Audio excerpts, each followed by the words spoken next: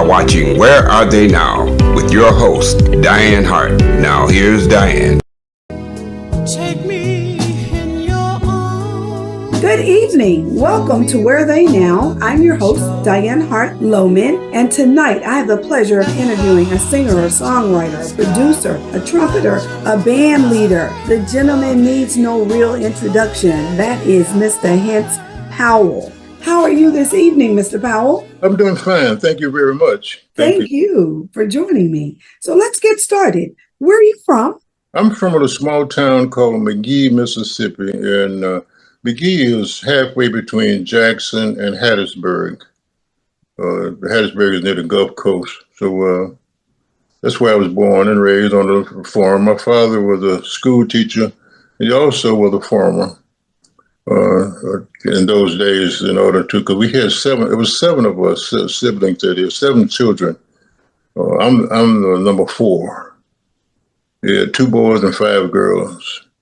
I started school in 1953. I was born in 47. Started elementary school in 1953. My first grade teacher was Gladys Durr Smith. And all the kids used to watch her when she turned her back, and they'd sneak out so they could be first in line. So I tried that one day, and she caught me and said, "Hope you come back here, you little rascal." He said, "I'm going to teach you. I'm going to make you eat your lunch in here while I teach you." And I didn't know what a blessing that was to have a first grade private teacher. And when my father died, she was there, and she said, you were my pet student. Don't you know, when I got to the 2nd grade, I was the best reader in the class. I didn't know what a blessing that was to have a private teacher in the 1st grade. But anyway, as I progressed all up through the years, in the 6th grade, I decided I wanted to join the band and play the trumpet. The kids making all that. I actually wanted to play the drums, because there was a noise maker, and Mr. Wilder, the teacher, said, everybody wants to play the drums. I need you to play the trumpet. So I went to the rehearsals on the last period of the day, and if you played the wrong note, Mr. Wilder had one eye. He'd come over and beat on your fingers with a pencil if you played the wrong note. So I took the trumpet home that summer, trying to play. My lip swole up and everything, but I finally got used to it. And then when we went back to school, I guess my father was watching me. But he didn't tell me. The teacher, Mr. Alfred Alexander, brought me a brand new King Cleveland trumpet. And I'm going, wow. So that was a start. And then slightly after that, they made him and Mr. Nichols go back to school because they only had 2 years of college. And at that particular time, they had a ruling where to have a 4-year diploma, in Mississippi, you had to have a 4-year diploma in order to teach school. Mm-hmm. So when he went back, his weakness was, I guess, music appreciation. So he brought a piano to the house. And when he brought the piano, I heard one of the older kids at the school playing boogie woogie. So I went home and tried that. And my daddy said, "That's okay, boy, but you're going to have to learn how to read."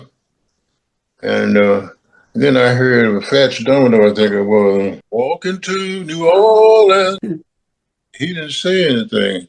He rolled the piano to his room. Your dad? My dad. He rolled, it was a spinning piano. He took it out of the living room and rolled the piano into his room. And his little office was facing south. He turned the piano to the west. So I was determined to play that piano. So I walked in, and he had the book turned to My Country 'Tis of Thee. So I'm going, I looked up, and I already had learned how to read a little bit. So I read his books. I never forget, it says, speed at first is not important, but accuracy and precision and evenness and agility, all of those words. So I would take the left hand, I got that. And then I'd try the next 2 or 3 bars, 2 or 3 measures. And I said, and finally I played one by one. I said, let me try the whole thing without making. First, I was making mistakes. Then I said, let me learn to play it without making mistakes. He didn't say he was going to teach me how to read. He said, you have to learn how to read. So I took that under consideration because he was actually a military policeman when he was in the army, so I wasn't about to challenge him. I was a school pianist from 7th grade to the 12th. He went up to Piney Woods Institute and brought back a whole college library of music books, along with other books. I read the whole Robinson Crusoe, Friday Out on the Island, and all of that, Treasure Island, and anything else you wanted to. The college threw away all of their books, all of their, and they bought brand new books too. Piney Woods was the only black boarding school in Mississippi, and that's where he came from. So I'm indirectly a sub-student of Piney Woods Institute by him. It wasn't a college, it's an institute. And you know what I mean? So I, in the 9th grade, I had learned to play Moonlight Sonata, the whole first movement, believe it or not. I learned to play the whole first movement by memory. And I tell people now, don't ask me to try to do that now because I'm smart enough now to know what I don't want to do. I don't know whether that's a good thing or not, but it was a challenge. But just looking back, that part of the background, it plays a big part. And for instance, like after I finished high school and graduated from when I was at Jackson State, my first and second year there, I was a first chair trumpet player. I had a scholarship, first chair, and the teacher, Dr. Dolly M. E. Robinson, I was the only one that made the A on the test. The entrance test was me. I made it because I had all the music and the terminology and everything else. The little questions they were answering was my teachers. That's duck soup. It was nothing that the teacher said, "Who is this Hense Powell? Bring him to my office." And she kind of beat me up when I got there in a nice way. You know, no, you don't write your whole name with small letters. You put a capital letter on the H and a capital letter on the P. Yes, ma'am. So, but I would go out and gig when I was at Jackson State, over at Brandon, and at the Heat Wave and the Blue Flames.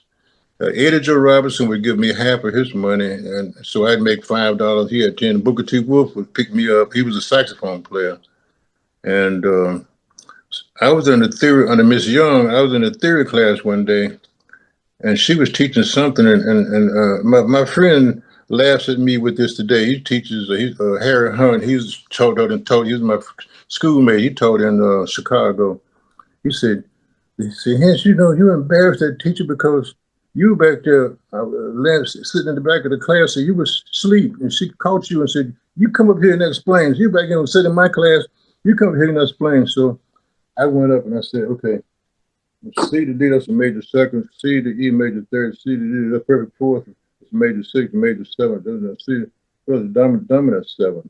That's what do you call this? The diminished chord, and this and that. And all the classes. So after that, and then on the theory class, sometime I'd be late. Mr. Clay would actually send somebody over because he said, "What's the difference between a C and a G?" I said, "Perfect. I do a perfect fifth, C to four." I do all this backwards, so it was almost like it was no class if I wasn't there. But all this because of my upbringing and all of the whole college library. I knew all this stuff before I got to college. So when I was in the hall one day, Miss Young pointed her finger at me and she, the boy said, "You don't know what you got. I said, "Yes, ma'am." She was kind of pissed off in a way because she thought I didn't know how to answer. I answered all the questions that the other kids were stumbling at. But it wasn't. I mean, what she was trying to teach, I already knew. Right. You know, already knew. So I mean, it wasn't. But she was trying to tell me that you need to do this because you could go here and you could. She stopped me in the hall and just pointed her finger and read me up and down. So let me ask you this. I understand that you played with Bloodstone. Natural High was one of my favorite songs. We Yes. Go a Long Way Back was one of my favorite songs. Bloodstone, I got with them in 1970. I had a brand new Oldsmobile 442. I drove from Jackson all the way to California. Wow. And I told my wife's cousin, I said, where's the action in this city?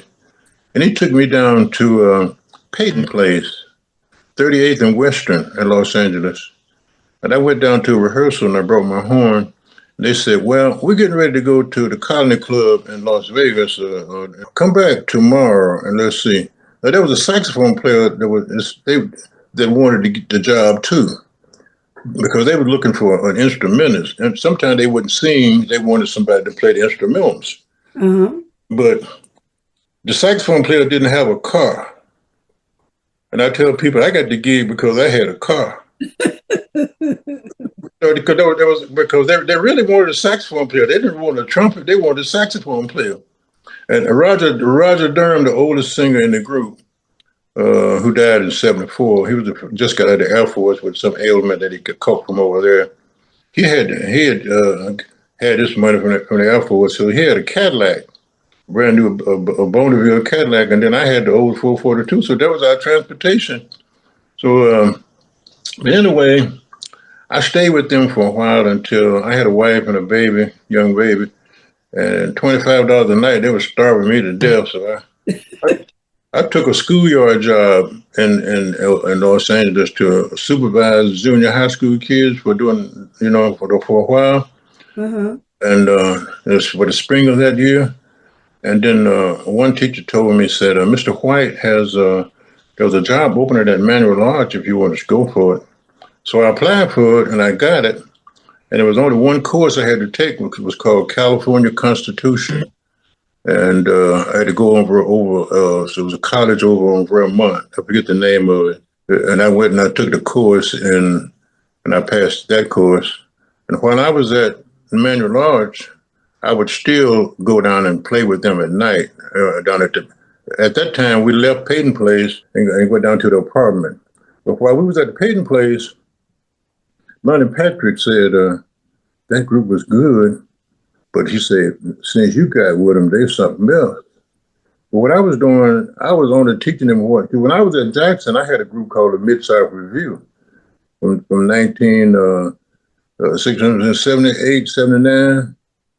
I had formed a group with Booker T. Wolf and Mike Frasconi, who was the manager, the Italian guy.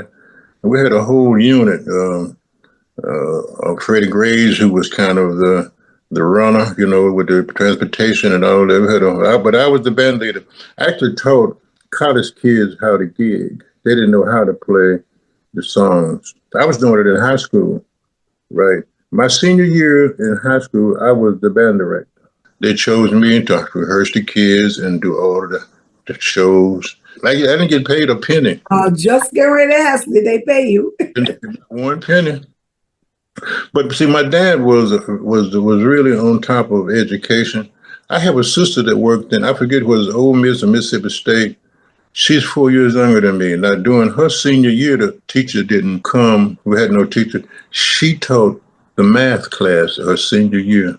Black woman. She taught the math class her senior year. Her name was Corliss. She ended up Corliss Johnson. But anyway, she went all the way through Jackson. She was the top of the class. They paid for her to come back to teach there. She taught there for a while, but she was so good until they hired her. Her whole career was at the white university. They could say whatever they want about black people, but they had to have a black woman to come teach the hardest subject that you could ever want to take, and that's calculus, trigonometry, and all of that. You know what I mean? Yes, absolutely. I know what you mean. When was the first time you got a paycheck from gigging? I mean, a real paycheck. You said they were starving you to death. At what point did you begin to earn some money? At one point, I really started making a whole bunch of money when I got with Bobby Womack. Not really. I went up to England in 1976 and recorded a whole album on Bloodstone because everybody knew I was into arranging and composing. And I tell people, have you ever heard of the song called King of the Road? Yeah. I tell them I was king of the hood. I'm serious. if you need a horn arrangement, string arrangement, the rhythm arrangement, and a lot of times, a lot of that didn't go through the union. I was the guy to go to. And but anyway, that was my first big paycheck. I made enough money over there to come back, and slightly after 1976, and and put my down payment on a house.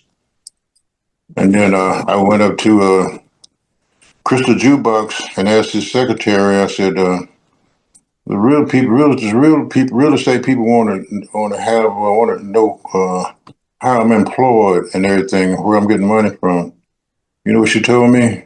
What? How much you want to be making. Now that's to show you how a lot of things are done in business. Exactly. Yeah, how much do you want? Not how much are you making? How much do you want to be making? How much do I need to put the figures up? Right. So we came up on a figure, and I brought it back, and I actually bought the house, and I kept it until 1993. But anyway, that was my first big payment. And then when I came back after that, I got with Johnny Bristol, and Johnny Bristol had some popular notch musicians, John Barnes, James Gatson, and Marlo Henderson, but they all had big egos and different opinions, so that they all fell out. And then James Gatson, who just recently died, he said, "I got a gig for you if you want it." So I took it, and I took Johnny's whole album and scored it, and then and with his band and orchestrated and rehearsed the band. I took down everything that was off his album, off the music, put it on paper, and rehearsed the band. And from that association, I ran into the biggest LA contractor named Ben Barrett. I was in the studio one day, and I was working on an album with Johnny. And Johnny said, "I'm going to let Smokey Robinson's keyboard player do the strings on here." I said, "Johnny, I do strings." He said, "We call me Hense. Hense, I ain't never heard you do no strings." So Sonny Burke was his name. Johnny said, "Okay, I'll tell you what." He said, "I'm going to let Sonny do this, and when Sonny finishes, you walk out with your score. Let's see what you got." So I'm back in my garage. I said, "You know what? I got to make this good." So, so I got to do this. Is my heyday. I got to make this good. So what I did, I listened to when I got to the studio. See, I had stuck when I went to after I left Manual Arts in 1974. I went to Hollywood Conservatory and took up advanced orchestration and counterpoint. And then I bought all these books by Don Sebesky and Henry Mancini that all of these that showed you how to voice and how to write for strings, how to all this kind of stuff. When I heard Sonny Burke arrangement on strings, I'm saying he don't even know how to voice for strings. I didn't say nothing, but I let him do his thing. And then when my time came out, Sonny looked at me. I won't say these words. He looked back at me, and when he walked out with his music and paper, he turned his back to and said, "Where are you going?" And I knew he had some dirty words in his mind other than what he said. But he didn't have no say so because he was only an arranger. He wasn't a producer or the engineer. So on my headphones, I heard that when they did my arrangement, this is on Margin Joseph now. It's an album called "Feeling My Way." If you ever listen to that album on Margin Joseph, I arranged a lot of stuff on that album. Matter of fact, I co-wrote 2 songs with Johnny Bristol on that album. The engineer told Johnny, he said, "Johnny, that's the arrangement right there." And then from that association, guess who was on that? Who showed up at the session? There was a clique going on, and Ben Barrett showed up, the Jewish contractor. If you didn't go through him, you didn't hardly work. He came up to me and said, forgive my language when I say this, now these are his words, quote, "Where the hell have you been?" And I said, "I don't know, but I'm here." Don't you know, he gave me so much work. I ended up with Lamont Dozier would call me at 6, 7 o'clock at night, and then have 3 or 4 songs the next morning. And I had to go in the studio, arrange that, and get it to the copies, and be at the session. And that's how the rat race was. You had to be good enough. But I'm glad at that point. My teacher told me, he said, at Hollywood Conservatory. I'm going to teach you how to arrange and compose the way they do in Austria and Vienna. Ah. To where here's a melody, here's a counter melody. You don't have, you got to be on automatic pilot. You don't have all day to think about this. So, and that, that helped me out in 1996. I'm the one that arranged the string arrangements on Rudolph Hazlitt's gospel album. Gene Page was the arranger that did all the Barry White stuff. He called me and said, Mr. Powell said, I'm in the bed sick here. He said, they won't let me out of here. I need you to take down the piano transcriptions. And I did that. Then he said, I can't move. I need you to do the strings. This was on a Tuesday night, so he had his little runner bring the CDs and cassettes over. I said, Gene, can we do this on Friday? He said, no, tomorrow is Wednesday, the date, 10 o'clock in the morning. He said, just have 3 or 4 of them ready and write as the day goes. And who was that for? Rudolph Hazlitt. Oh, okay, it was for he was putting together an album? It was for his gospel album, for his first gospel album. But Gene told me, he said, okay, you're going to get paid good, but you don't get no credit. So that's the business. He said, I did a lot of, McKinley Jackson used to hire me back in the day, in disco days, to come do go to the studio and do his stuff, because he had so much stuff, he didn't have time to do it all. And he'd tell me, okay, I need you to go to ABC Studios and to say, oh, set up, here's a chart. Well, I was used to looking at scores and charts because I had it in college and I was teaching it in high school. It wasn't nothing for me to look at a score and see all of it, who does what.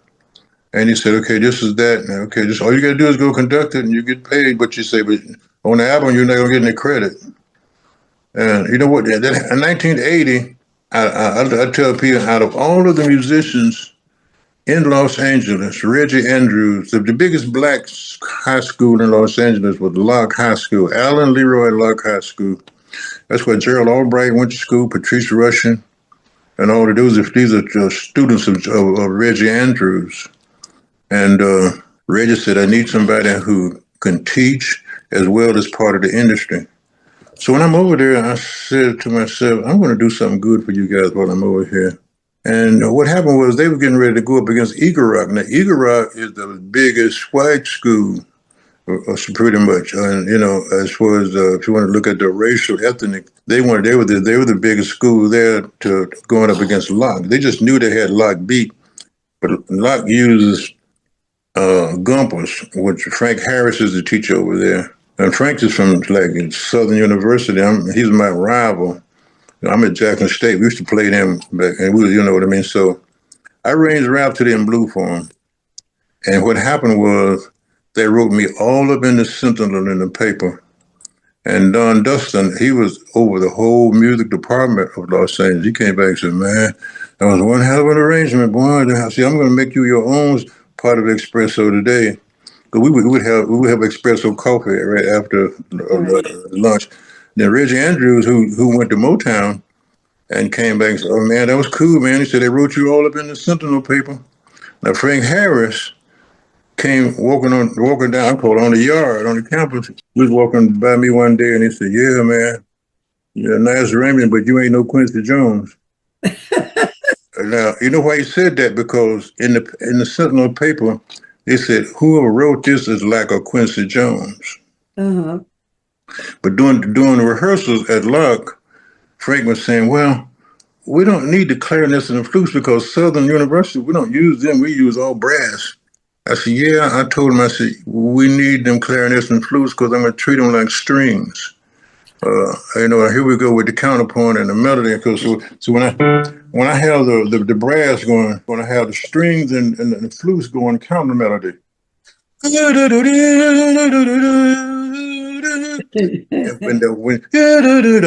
hear that contrast and you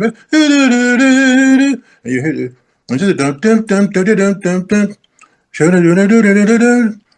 so I did my own arrangement of it because we had played the song in college, so I knew what it was. And the reason he said that because they had said in the Sentinel paper, whoever arranged this is like a Quincy Jones. But if you heard that arrangement and that particular arrangement in a gymnasium, you were going, whoa. Well, we're going to take a break because I want to play a song that you wrote and you sang, and that's What is the State of the World? Right. Okay, we're going to take a break. We're going to play What is the State of the World, and we will be right back.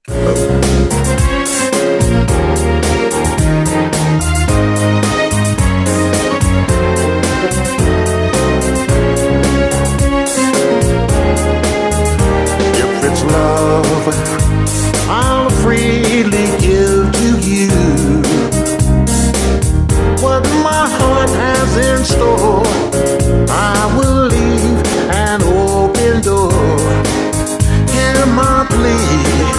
If it's peace, I'll spread it all around. All the world stands to see is the beauty inside of me. My Lord, I want the world to see. With compassion I feel for the poor, sick and homeless.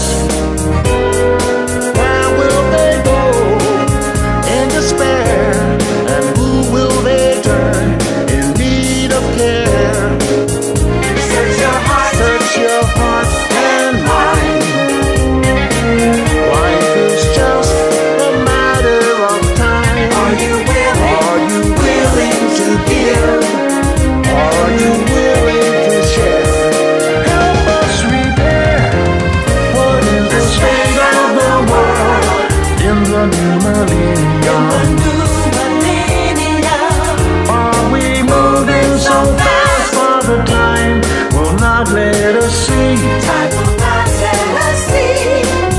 Tell me what is the state of the world we live in today? Global warming, economy, the homeless, disease, and poverty. The land and the air, the oceans and seas, peace and love for all humanity. If it's shelter for all, I will provide. Why should people live in the street with no place to sleep? Hear my plea. If it's hunger, I'll serve every race, creed, and color. All the world stands to see. It's the beauty inside of me. My Lord, I want the world to see. There's a light at the end of the dark winding tunnel. There's hope if you open the door. Who knows what God has in store? Search your heart and mind. Life is just a matter of time. Are you willing to give? Are you willing to share? Help us repair what is the state of the world in the new millennium. Are we moving so fast for the time will not let us see? Tell me what will the future unfold for new generation? Space and find a cure for disease and poverty. Tell me what is the state of the world we live in today? Global warming, economy, the homeless, disease, and poverty. The land and the air, the oceans and seas.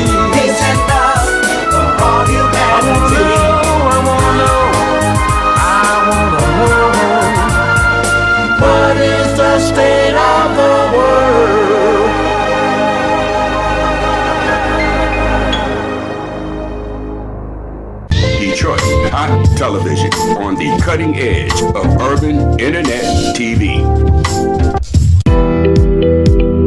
You are watching Where Are They Now with your host, Dianne Hart. Now here's Dianne. Welcome back to Where They Now. I'm your host, Dianne Hart-Lowman, and this evening my special guest is Mr. Hense Powell. That's a Bad Jam. So now let's talk a little bit about that song. What inspired that song? It was during the days of Ronald Reagan, and I saw all these homeless people in the streets, and I had never saw, I think during his administration, they let a lot of these people out on from wherever, whether they were, but they were all in the street, and that's the first time that was in like maybe the late 80s, early 90s that the whole homeless thing kind of took off. Mm-hmm. So I first wrote the track, Mm-hmm. and I went over to this Jewish guy I was working with. He said, "Nice melody and everything, but where's the words?" And so I said, "Okay, I need to finish this." So I go, "If it's love, I'm free to give to you what my heart has in store. I will leave an open door. If it's peace, I'll spread it all around. All the world stands to see. It's the beauty inside of me." I first produced that on James Geraldine, and he was a jazz singer, and he did a good job of it. But I always wanted to hear it done more of an inspirational approach. He sung it more with a jazz flavor. He did a great job. Matter of fact, he called me a couple of weeks ago, and there's an album on him I called "Let's Make Room for Love." Or James Geraldine that produced, because I've done quite a bit of producing in my day and time. Talk about some of those folk who you produced music for. Bloodstone. I have a gospel album called Bloodstone Forever Christmas. I got an album with Johnny Bristol. I think that album has Strangers. And I did several things. If you look at you have to see all this stuff. You go to Hense Powell at allmusic.com. There's so much stuff till I can't remember, don't remember. Leon Haywood, that album that he did with what they called himself, the Silver Fox.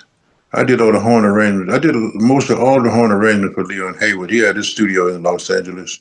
You know, when you look at the music scene, for instance, you might have a songwriter. In Motown, they had producers, they had songwriters, they had arrangers. Like you look at Paul Reiser, the one that did My Girl and all that. Just because you're a songwriter, that don't mean you know the whole full gamut of what you need to do, because it's more to it. You might have, just because you're a good songwriter and you write the song, or sometimes you take an arranger to take it to the next level, to where sometimes it's the instruments that enhance it, or other than that, if you could just sing the song, you could just go play it at the piano.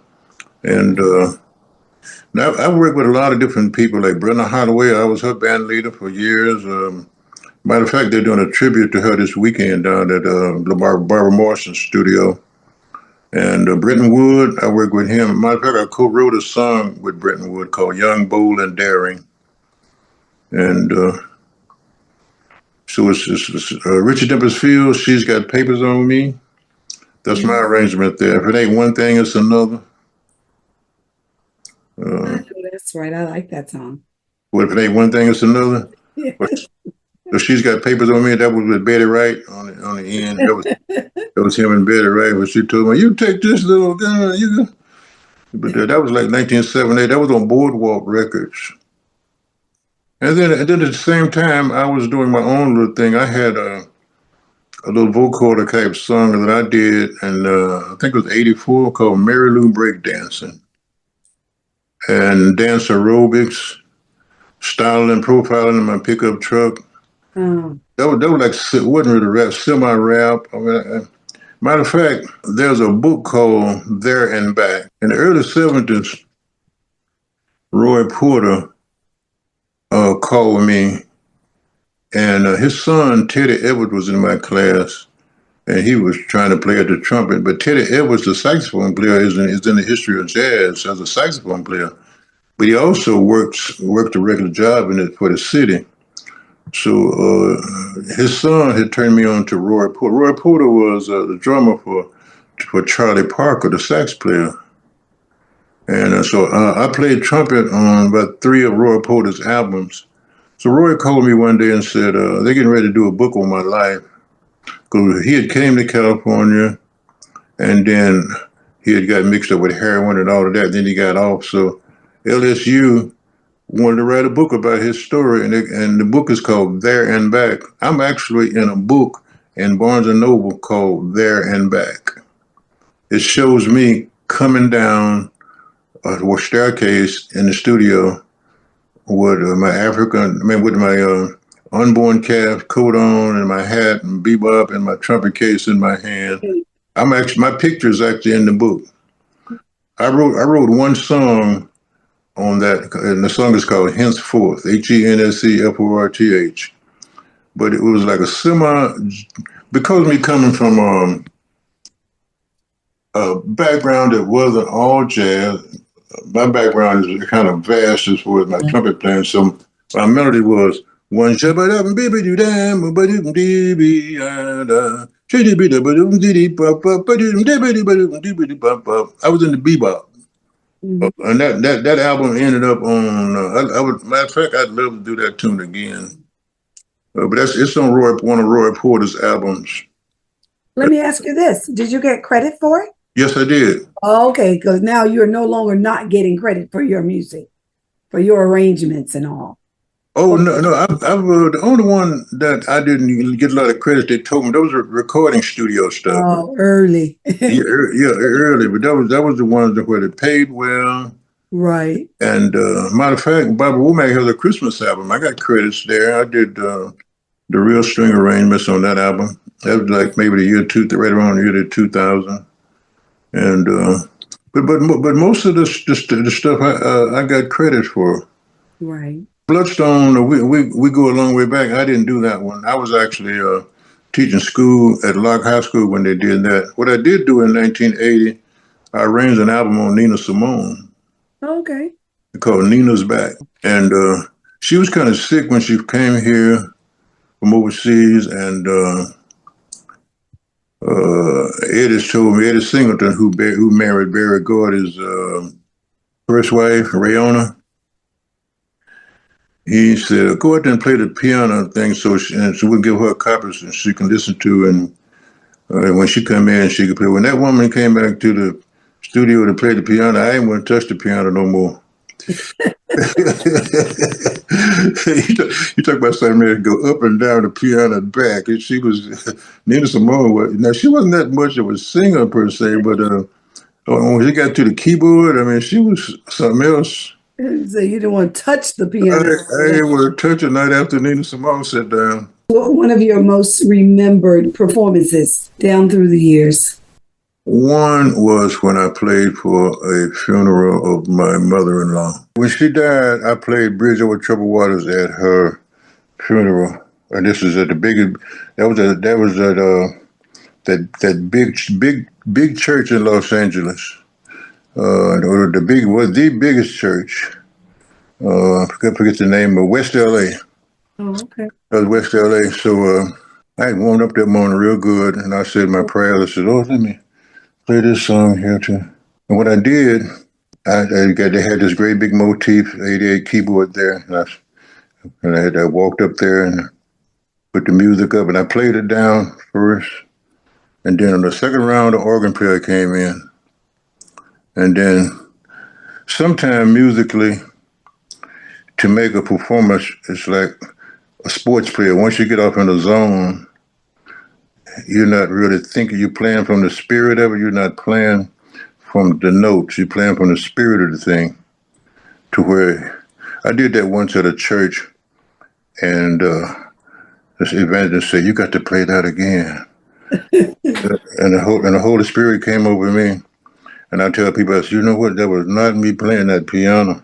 I said, that was not me. I said, that was not. I said, something came over me. I said, I'm all in tears right now, and it just came over. It's just like on the day of Pentecost. If the Spirit comes in, a lot of people, I don't know if people ever witnessed that or not. That might be more than, I don't know if I could have handled that a second time.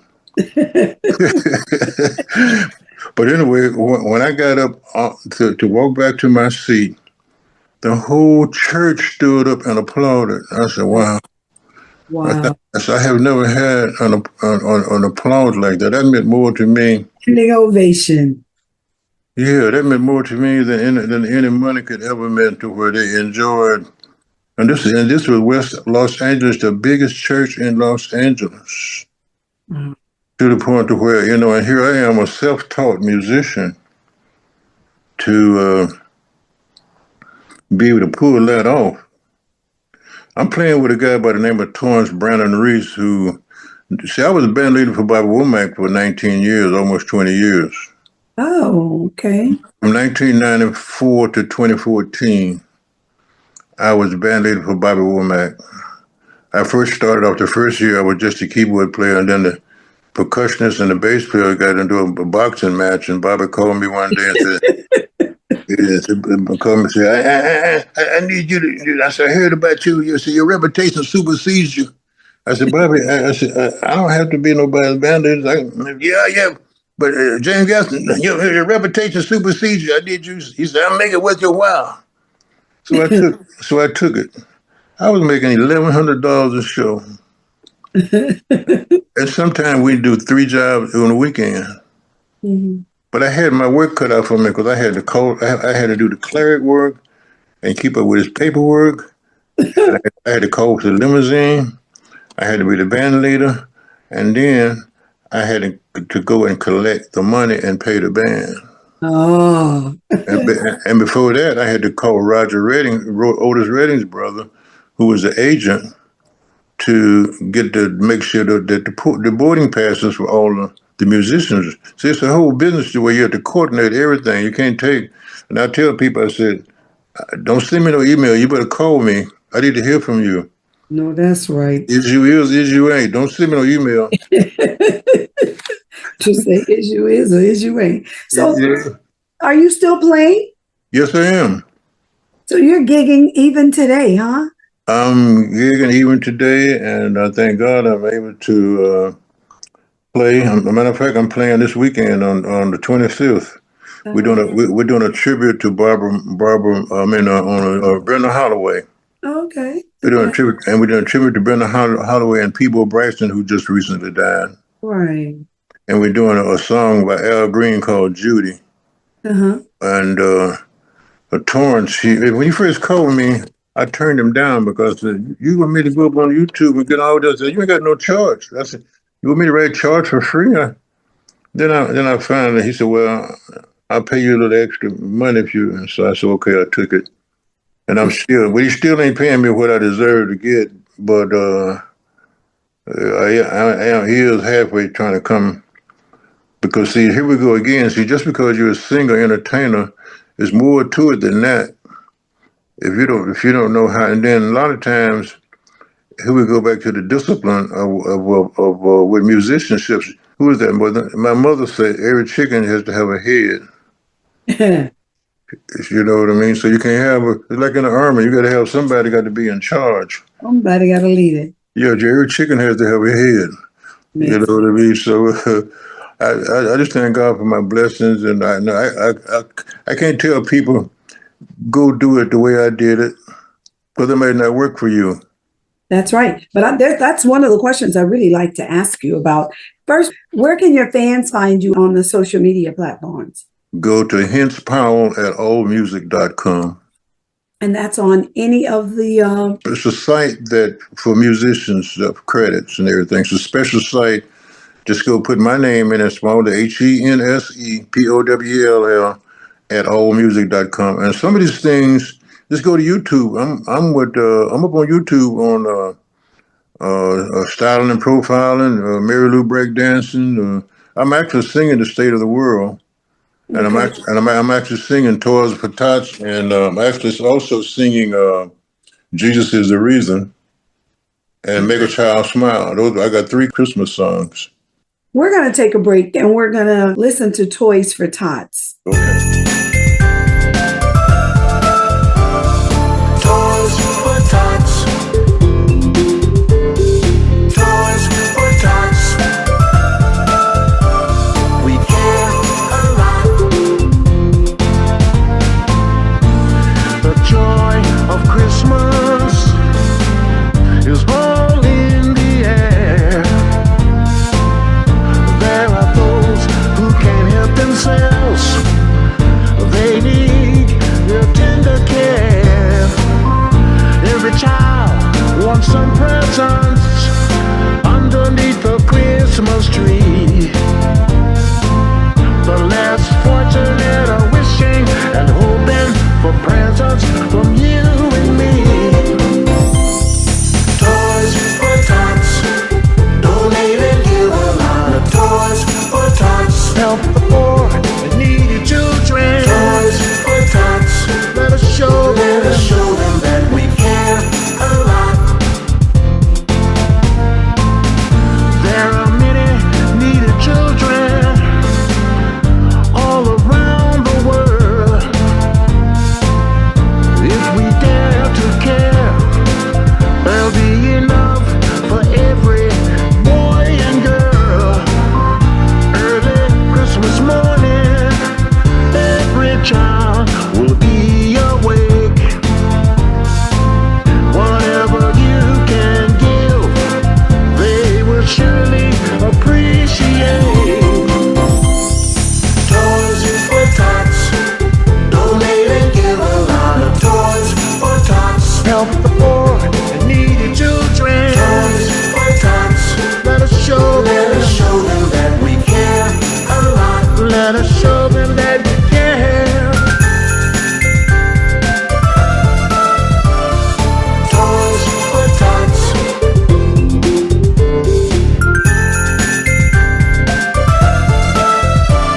We care a lot.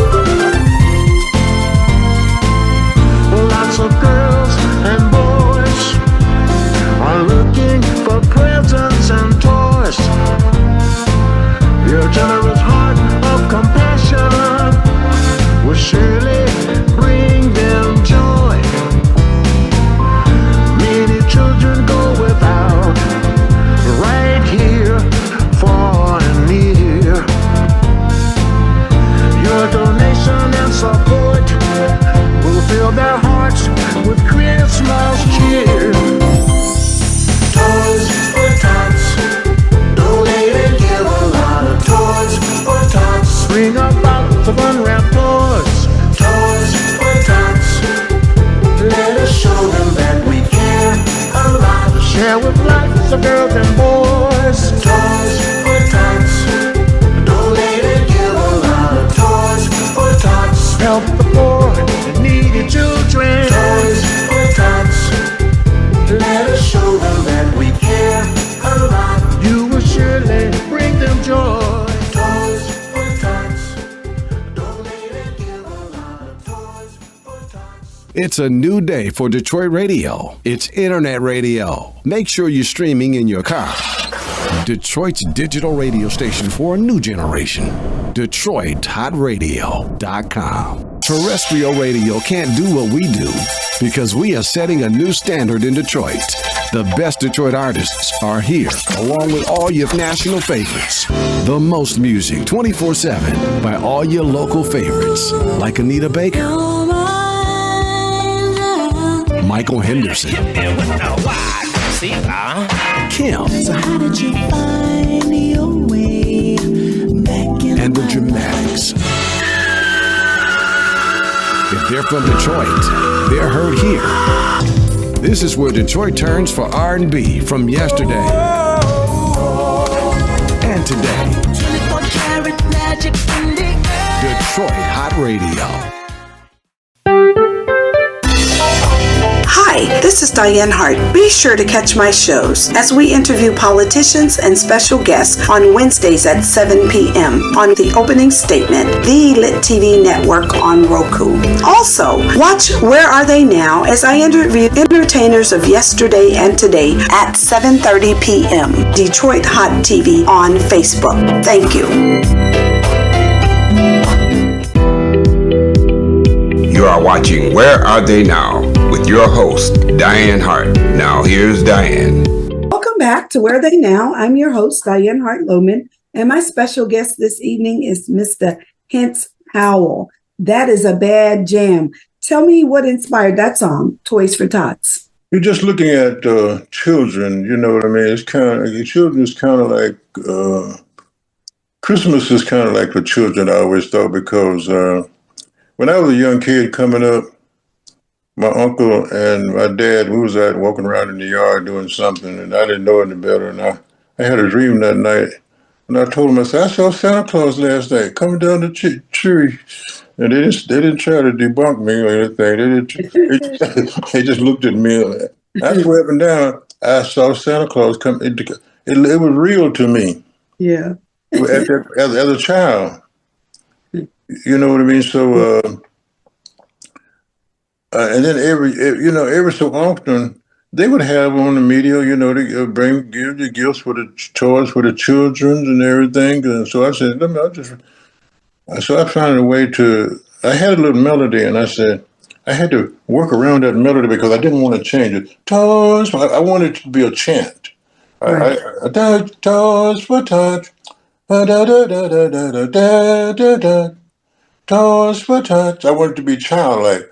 Matter of fact, I probably would produce it again and let kids sing it. Right. No, but I want, you know, kids sing a melody. If you watch how they sing chants a certain kind of way. They don't be da da da da da da da da da da da da. Child. Just a childlike melody. Right. So I kept. Go ahead. No, you go ahead. Finish. So I kept that in mind, and another one was make a child smile, and then the other one, Jesus is the reason that for the season when you get through with all of the wine and the eggnog, that's all. Some people don't get off into the Christianity all part of it. They just said, okay, I need a drink. Give me another drink, not a drink, but plural. Another drink. I'd like to ask you, what advice would you give to an up-and-coming individual breaking into the music industry? There's a lot of things you have to consider. I went out to Northridge University once, and I spoke with the youngsters about that. And there was about 2 or 3 of them, and there was one young man that was really into it. And he was writing down the things that I was saying. At the end of the class, I told him, I said, you know, you got potential. I told him, you're going to be somebody. The thing about it is, we're back to the word discipline again. What do you want to be? What do you aspire to be? Within, do you want to teach? Do you want to be an entertainer? It's a lot of things you have to take in consideration in the business itself. Who's in control? What are all the obstacles you might come in contact with in the midst of all the adversity and all that kind of stuff? It's an education where it's not like some get over. Maybe a rapper, you may get over, but here and there. But what do you want to sing? Are you playing music for the sake of playing scales? I stopped years ago.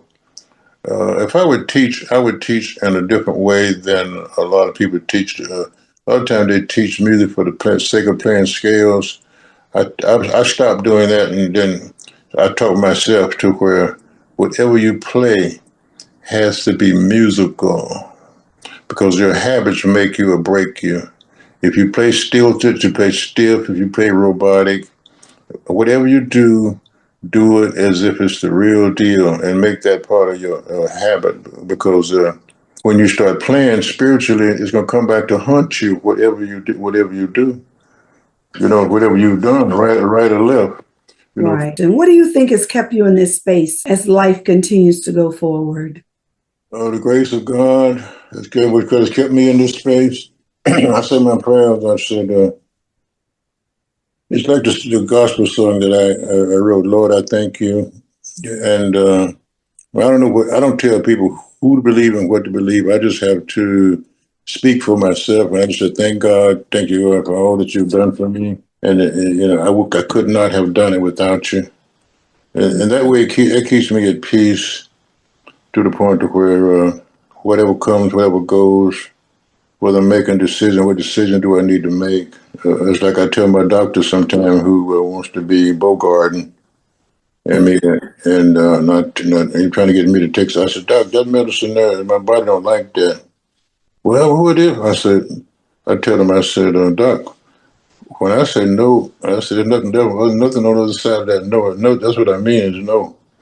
I said, if I don't want to take it, I said, my motto is, if God didn't make it, don't take it.